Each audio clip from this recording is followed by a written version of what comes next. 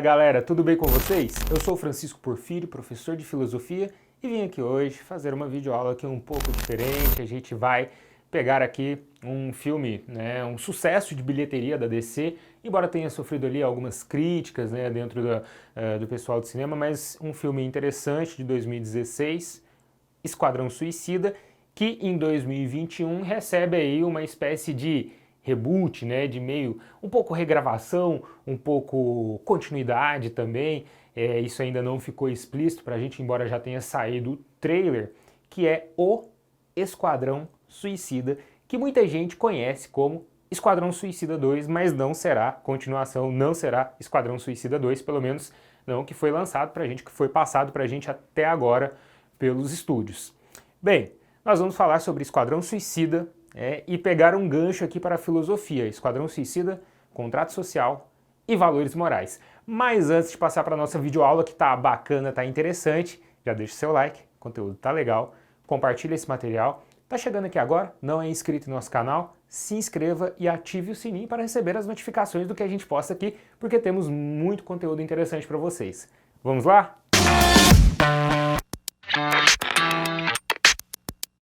Bom, galera, nessa primeira parte eu vou falar um pouquinho do filme aqui, do filme Esquadrão Suicida, de O Esquadrão Suicida também, essa nova regravação, e falar um pouquinho também da história, um pouquinho de alguns personagens principais que nós temos ali, para puxar o gancho para a filosofia, O que Esquadrão Suicida tem a ver com a filosofia, com o contrato social, com valores morais? Bem, primeiro vocês estão vendo aqui o pôster do filme Esquadrão Suicida, de 2016, direção do David Ayer. Foi um sucesso de bilheteria, tendo arrecadado aí mais de 700 milhões de dólares, então uma bilheteria considerável. No entanto, é um filme que não foi muito bem recebido pela crítica. É um filme ali que teve alguns problemas estruturais, e até mesmo o próprio diretor, David Ayer, e o Jared Leto, que faz a participação ali como Coringa, que apareceu muito pouco no filme, eles defendem que o filme precisaria de uma revisão porque a versão do diretor não foi respeitada, teria ali uma treta com os estúdios ali, com os produtores do filme, que teriam cortado muita coisa, os executivos, e enfim, o filme não teve essa recepção bacana. Nesse filme nós temos aqui, eu separei para vocês, são ali 11, a princípio, 11 vilões, da DC que aparecem no filme, mas eu separei para vocês os vilões principais, que são a Arlequina, o Coringa, que não aparece muito no filme, mas ele é um dos vilões conhecidos ali que está no meio, e o Pistoleiro, nós temos outros personagens principais, mas que não são dessa equipe de vilões, embora estejam coordenando esses vilões. A Amanda Waller, que é uma espécie de chefe ali daquele destacamento ali, e o capitão Rick Flag, coronel Rick Flag, que é um coronel do exército que vai comandar a equipe. Bom, nós temos também um time aqui de atores e atrizes sensacionais, nesse primeiro filme nós temos ali simplesmente Margot Robbie no papel ali de Arlequina, atriz sensacional. Nós temos o Will Smith também, que dispensa apresentações, Nós temos o ator e cantor Jared Leto, também fazendo o Coringa, apesar de aparecer pouco, uma atuação assim tremenda.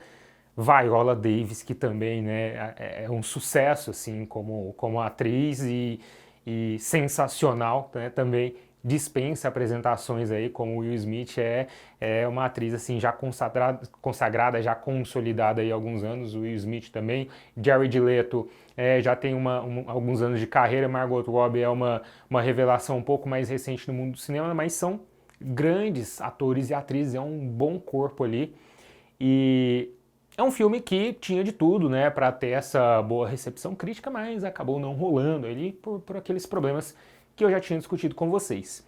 E nós vimos agora a regravação, ou melhor, não diria que é uma regravação, é meio que um reinício para esse Esquadrão Suicida, porque também não dá para falar que é um Esquadrão Suicida 2. A princípio, pensávamos até o ano passado que seria um Esquadrão Suicida 2, mas na verdade agora o Esquadrão Suicida. O primeiro filme sai com o nome de Esquadrão Suicida, e agora o Esquadrão Suicida, tá?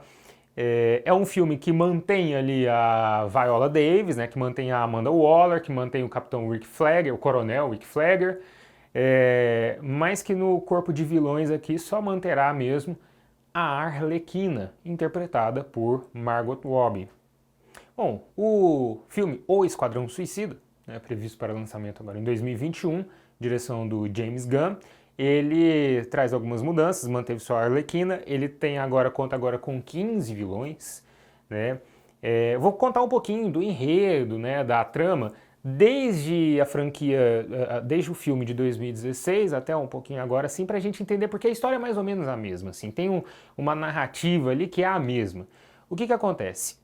Com a morte do Superman, né, pelo menos aquela morte aparente do Superman, a Amanda Waller, ela tem uma ideia que é de pegar aqueles piores vilões, né, aqueles vilões que estavam presos e são dispostos a tudo, né, para mandá-los em missões suicidas.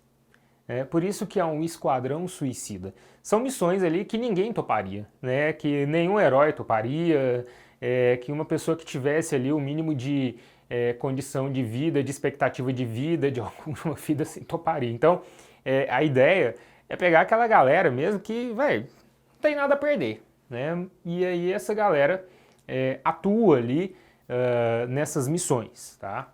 E aí você tem a Arlequina, né, que era a doutora Harley Quinzel, né, que vira a doutora Harley Quinn, ela era do asilo de Gotham City, e lá na versão de 2016 mostra como que ela conhece o Coringa, porque ela se apaixona pelo Coringa, ela fica responsável por ele quando ele é internado no hospício, e aí começa toda uma relação ali, inclusive nos quadrinhos, uma relação abusiva, né, por parte do Coringa, porque ela mantém aquela visão apaixonada e ele simplesmente usa ela. O Coringa, né, ele é o cara do caos ali, ele é o agente do caos. Aliás, Coringa, nossa videoaula aqui sobre o Coringa, não esse Coringa dos quadrinhos, mas, quer dizer, eu também falo um pouquinho dos quadrinhos, né, mas uma análise do personagem a partir do filme Coringa de 2019, tem o nosso vídeo aqui, muito interessante, não deixem de conferir. Bem, a partir disso, ela se torna uma vilã. É um filme que meio que vai trazendo a gênese desses vilões. Então, lá em 2016, nós temos aí como principais aqui a Arlequina, o Pistoleiro, né? Alguns outros vilões menos conhecidos da DC que vão aparecendo porque o Esquadrão Suicida ele surge originalmente com uma proposta, mas essa proposta ela muda. Então, quando vem para o cinema, a proposta é um pouco modificada ali do Esquadrão Suicida original, mas a ideia é mais ou menos a mesma. Acontece que alguns vilões, eles são retirados, na verdade, todos os vilões eles são retirados de outros quadrinhos, né? Então, do Lendas ali, do Legends, são vilões do Batman, né? São vilões que vão surgindo de outros personagens. Na regravação agora de 2021, nós temos uma outra configuração, pois agora o Esquadrão Suicida, ainda sob comando do Rick Flagger e da Amanda Waller, conta com 15 vilões. Mas somente a Arlequina foi mantida, né? Os outros vilões, inclusive alguns assim bem bizarros, assim, acho que é meio que pegaram alguns vilões bem estranhos mesmo do corpo da DC, assim, como por exemplo um que aparece agora e que pouco se conhece sobre ele, pouco se sabe sobre ele, porque ele aparece nos quadrinhos bem antigos assim, né, poucas vezes, que era o TDK, o Homem Destacado, né. Nos quadrinhos, para vocês terem uma ideia, ele tinha o poder dele, na verdade não era um poder, né, a ação dele era, ele não tinha os braços, ele usava uma prótese nos braços e ele tirava esse braço e batia nas pessoas, né. Tem por exemplo, o Tubarão-Rei, que é uma espécie de tubarão, né? Não sei se é uma mutação genética, se enfim, como que ele virou uma espécie de meio tubarão, meio humano. E também, de maneira bizarra, ele tem uns lances assim de repente querer comer as pessoas e ele vai e come a galera do esquadrão se não tomar cuidado com ele. Tem um também que é bem assim, parece uma coisa meio... heróis ali da temporada 12 de South Park, né, que é um Bolinhas, é um cara que literalmente joga bolinhas nos outros, bolinhas coloridas ainda. Então, assim, são heróis bizarros, pouco conhecidos pelo público, mas a ideia se mantém, a proposta se mantém, porque é um filme também que resgata aquela coisa do humor, né? Então ela passa um filme de herói por meio da comédia, tem aqueles diálogos bem com piadas, assim, né? Porque é aquela coisa que tenta passar a história do herói, mas com esses lances de humor no roteiro por trás, assim, que dão um toque diferente no filme, não deixando um filme sério demais, muitas vezes vai para um lado, assim, bem clichê, como aconteceu no 2016, fica meio pastelão, mas tem um lance interessante por trás disso. A proposta, o enredo, a narrativa permanece, né? São pessoas que não têm nada a perder e que vão, então, para missões suicidas, né? Missões que requerem ali esse tipo de disposição a morrer, né, para demonstrar a força de um Estado contra os supervilões, contra a vilania, contra a maldade, contra aquilo que há de ruim na sociedade. Mantenha seus amigos perto e seus inimigos mais perto ainda. Já disse lá o filósofo oriental antigo Lao Tse, né? Essa ideia de manter os inimigos próximos, os amigos próximos e os inimigos mais próximos ainda, é uma ideia que está presente nesse filme no sentido de que você tem ali, né, talentos para o crime, né, que não podem ser desperdiçados na cadeia do jeito que eles estavam, seriam desperdiçados. Ora, são inimigos, mantenha-os próximos, mantenha-os trabalhando para você. Na falta de um super-herói, como era o caso do Superman ali que já não estava mais presente, você teria um grupo capaz de derrotar os super bandidos, né, os super vilões, porque também eram vilões e eles têm aquela mente criminosa. Primeira referência da filosofia que a gente pode puxar. E aí eu pego uma outra referência da sociologia através de Max Weber. Aliás, convido vocês a assistirem a aula sobre Max Weber do professor João Gabriel aqui no nosso canal. Max Weber é um sociólogo alemão, né, vive ali na virada do século XIX, início do século XX, muito importante para o pensamento alemão da época e até mesmo para a sociologia, afinal de contas ele é um dos 3 representantes da sociologia clássica junto a Emile Durkheim e Karl Marx. E o Max Weber, ele tem uma interessante teoria do Estado.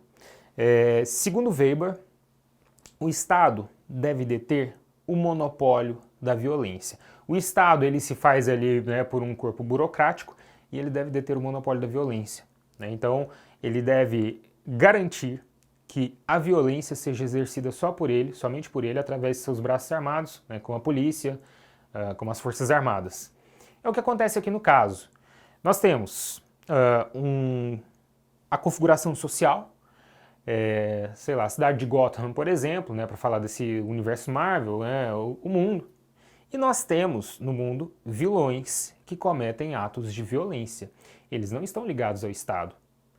Quando a gente pega, por exemplo, o Batman, né, o Batman ele é um super-herói que atua diretamente junto com o Estado. Ele atua junto com o comissário Gordon, com a polícia de Gotham, né? Então ele é um poder paralelo porque o Estado não consegue garantir esse monopólio da violência, mas ele atua junto, então ele é incorporado por isso.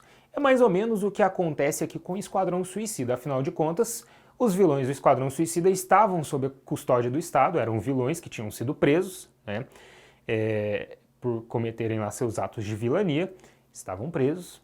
E aí, o que a Amanda Waller decide fazer é pegar essas pessoas e aproveitar aquele talento que elas tinham para a maldade, para o crime, né, e que elas um dia usaram contra o Estado e contra aquela força monopólio do Estado, agora a favor do Estado.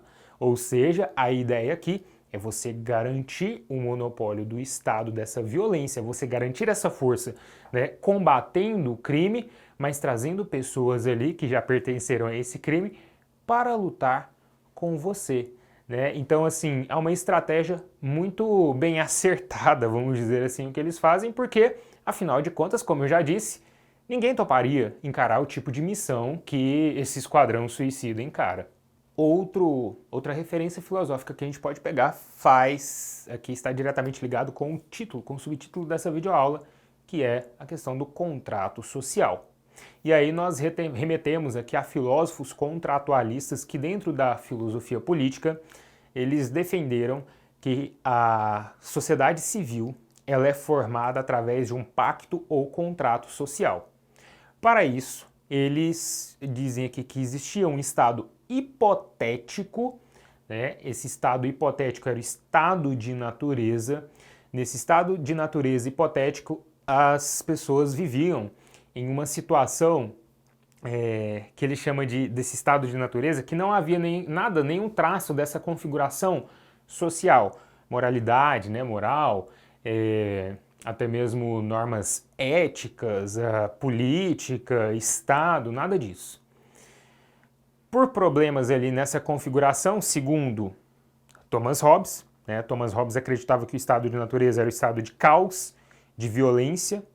Aliás, é o que acontece em Gotham City, por exemplo, nesse universo DC, há um estado de caos ali e os heróis entram em cena para solucionar esses problemas, porque nós temos vilões que, ao tomarem aquele monopólio da violência do Estado, acabam provocando caos social, medo. O Thomas Hobbes disse que por conta disso, por conta desse medo generalizado do estado de natureza, o homem ao lobo do homem, né? A guerra de todos contra todos, é que acontece o quê? É necessário a introdução de um Estado forte, que seja onipresente, que seja opressor. Esse Estado é representado inclusive no livro de Thomas Hobbes, o Leviatã, pela figura do Leviatã, aquele monstro, né, do imaginário europeu que aparece na Bíblia, que aparece em antigas referências mitológicas, que seria uma criatura marinha, gigantesca, forte, que protegeria as criaturas marinhas menores, né? Então essa imagem do Estado como esse monstro opressor que protege os menores. A ideia do Leviatã é essa, né? E isso está presente aqui nessa figura dessa organização que é o governo, né, norte-americano, na figura da Amanda Waller, do coronel Rick Flagler, que é um representante das Forças Armadas, né?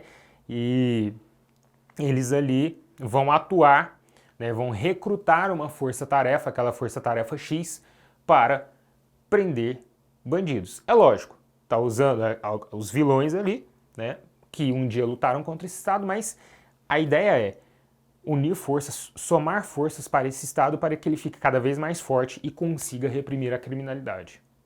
Bom, por último, nós entramos aqui nas questões éticas. Aliás, pessoal, nós temos aqui alguns videoaulas, depois vocês deem uma buscada aqui no canal Brasil Escola, deem uma busca aqui. Ética, utilitarismo, Immanuel Kant, nós temos aulas sobre esses assuntos. Olha só, quando a gente fala de questões morais e a ética, né, ética e moral, a gente está falando de um modo de agir, principalmente a moral, esse modo de agir, o modo de conduta. A ética, uma tentativa de filosofia moral, né, de organização dessa moral assentada em uma racionalidade. Isso aparece, eu vou colocar aqui de maneira geral, porque não está só no Esquadrão Suicida. Isso aparece, de uma maneira geral, nas histórias de super-heróis e, consequentemente, dos seus vilões. O Esquadrão Suicida ele é um tipo de filme que inclusive tem sido feito ultimamente, que cria aquela empatia do público com o vilão. Então o público gosta lá da Arlequina, né? Já gostava dela nos quadrinhos e quando a gente tem o Coringa lá, também é um Coringa que é feito, né, no filme para o público se identificar. Recentemente nós tivemos outras experiências aí, não só dentro do universo dos heróis, mas no universo da Disney, por exemplo, aquela história da Malévola, né? Vai contar a origem da Malévola, mostrar o lado dela. Agora mais recentemente com a Cruella também, né? Vai colocar a Cruella e mostrar como que ela se tornou aquilo que ela é, né? Meio que tentando humanizar esses vilões, mostrar do lado deles o que aconteceu, a história por trás, o sofrimento que os levou à vilania e tal. Isso aparece, isso é muito evidente nas aulas sobre, nas análises, né, sobre os heróis, então a gente pode aplicar a ética sempre. A ética, as ações morais do ponto de vista do dever, quando a gente vai analisar as ações do Batman, por exemplo, aliás, né, vou deixar a indicação para vocês aí, nós temos videoaulas sobre a análise ética do Batman aqui no nosso canal. Quando a gente fala também, não só de ações morais, mas do dever moral, o que deve ser feito, tá? Então a gente coloca aqui o utilitarismo, por exemplo, naquela finalidade da ação, ou o dever, uma ética deontológica na finalidade da ação. Os vilões, eles são pessoas que não se enquadram dentro dessas ações morais, seja numa ética do dever, seja numa ética utilitarista. No entanto, em Esquadrão Suicida, nós vemos vilões agindo conforme o dever. E aí eu vou trazer uma distinção que Immanuel Kant faz, o agir por dever e agir conforme o dever. Agir por dever é o bastão aqui da ética, né? É a ação moralmente correta em que o agente ele comete ali a ação, ele pratica a ação moralmente correta porque é o certo a se fazer. Ou seja, finalidade na própria ação. Não tem nenhum interesse por trás. Com isso, ele consegue atingir aquele dever moral. O agir conforme o dever é simplesmente fazer aquilo que é certo, com uma outra finalidade. Ou porque você não quer ser preso, ou porque você quer evitar problemas, ou porque você quer ir para o céu, ou por... enfim, né? As motivações estão fora da ação. Aqui nós temos vilões que agem conforme o dever, na medida em que eles passam a trabalhar contra os outros vilões, né, a favor desse Estado. Então a gente tem essa associação do Estado e do herói com o bem e do vilão, do inimigo do Estado, do inimigo público com o mal. Isso dentro das narrativas, né, isso aparece sempre, tá, gente? Assim, salvo raras exceções, né, mas assim, né, pelo menos nessas narrativas de herói tem essa coisa da moralização dos lados, tá? E isso fica evidente aqui pra gente o quanto que esses vilões, por exemplo, eles, né, no caso aqui do Esquadrão Suicida, cara, eles estão lá porque, né, aquilo ali de algum modo vai beneficiá-los, assim, ou é aquilo ou é ficar confinado ali na prisão, né? Então os caras vão entrar para essas missões, vão trabalhar ali e fazer, né, mas nada por dever, e sim conforme o dever. Porque a gente vê o tempo todo que a Arlequina, por exemplo, ela nunca se arrepende, ela não se arrepende, né, ela é a vilã e pronto, acabou. O Coringa, né, enfim, os vilões, eles continuam sendo vilões. Galera, por hoje é só, espero que vocês tenham gostado aí da nossa videoaula, né, assistam aí Esquadrão Suicida e o Esquadrão Suicida, compartilhem nosso material, que ficou bacana aqui. Deem uma olhada aí também nesses lances da filosofia, como que a filosofia pode ajudar vocês a entenderem aí essas narrativas criadas em cima dos heróis, dos vilões, etc. E a gente tem também nosso site brasilescola.com.br com textos aí sobre esses e outros assuntos. Nós temos nosso material no Spotify, no Deezer, no Google Podcast e temos também nossas redes sociais, Brasil Escola, no Facebook, no Twitter, no Instagram. Não deixem de seguir a gente. Se você não é inscrito, se inscreva, ative o sininho. Um abraço e até a próxima. Fui!